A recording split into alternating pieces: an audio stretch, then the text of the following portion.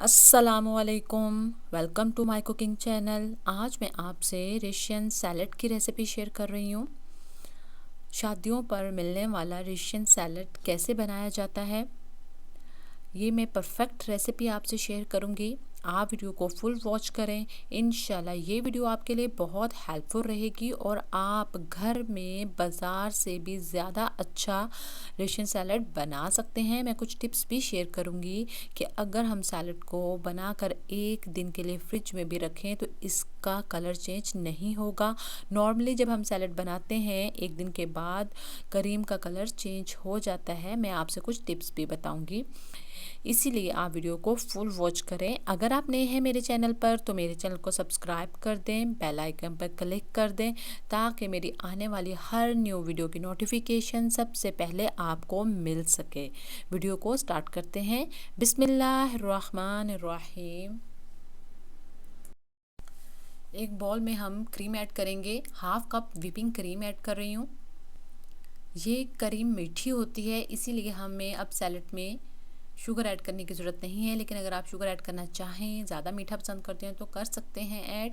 ये dairy cream है 200 ml, जो एक पैकेट होता है डेयरी क्रीम का, वो मैंने ऐड किया है। हाफ कप मायोनीज़ ये हम ऐड कर लेंगे और 1/4 कप मैं इसमें दही ऐड करूँगी, लेकिन दही मीठा होना चाहिए। 1 टीस्पून ब्लैक पेपर ऐड करेंगे, काली मिर्च ऐड करेंगे इसमें, और 1 टीस्पून साल्ट ऐड करेंगे। अगर आप शुगर ऐड करना चाहते हैं तो आप करें। मैंने व्हिपिंग क्रीम ऐड की है, वो काफ़ी मीठी होती है, इसीलिए मैंने शुगर ऐड नहीं की। इसको हम अच्छे से मिक्स कर लेंगे, बिल्कुल एक थिक सा ये पेस्ट बन जाएगा। अब इसमें हम एप्पल ऐड करेंगे, बनाना ऐड करेंगे और मकरोनी, इसको मैंने बॉयल कर लिया था, ये ऐड करेंगे 1 कप। और ये है किशमिश, इसको मैंने अच्छे से वॉश करके स्ट्रेनर पे रख दिया था, पानी नहीं होना चाहिए इसमें। ये बॉयल मटर और आलू हैं, इनको मैंने बॉयल कर लिया था। ये फ्रूट कॉकटेल है, जितना भी आपको पसंद है आप ऐड कर सकते हैं। यहाँ 1 कप के करीब मैंने फ्रूट कॉकटेल ऐड किया है। इसको हम अच्छे से मिक्स कर लेंगे।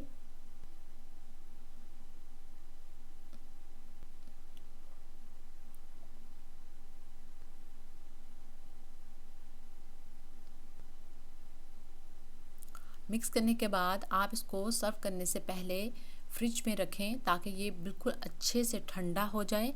उसके बाद आप इसकी सर्विंग करें। रशियन सैलड ठंडा ही अच्छा लगता है। इसको आप गेस्ट के लिए भी बना रहे हैं, इसको बनाकर 1 घंटा पहले ही फ्रिज में रखें और फिर गेस्ट को सर्व करें। अब हम इसको डिश आउट करेंगे। ये परफेक्ट रेसिपी है। व्हिपिंग क्रीम ऐड करने से आपकी क्रीम का कलर चेंज नहीं होगा। अगर रशियन सैलड एक दिन फ्रिज में पड़ा भी रहेगा तो क्रीम का कलर चेंज नहीं होगा। नॉर्मली अक्सर हम देखते हैं कि इसका कलर बहुत जल्दी चेंज हो जाता है, तो व्हिपिंग क्रीम ऐड करने से इसका कलर चेंज नहीं होगा। अगर आपको मेरी वीडियो अच्छी लगी है तो मेरी वीडियो को लाइक कर दें, शेयर कर दें, मेरे चैनल को सब्सक्राइब कर दें, बेल आइकन पर क्लिक कर दें ताकि मेरी आने वाली हर न्यू वीडियो की नोटिफिकेशन सबसे पहले आपको मिल सके।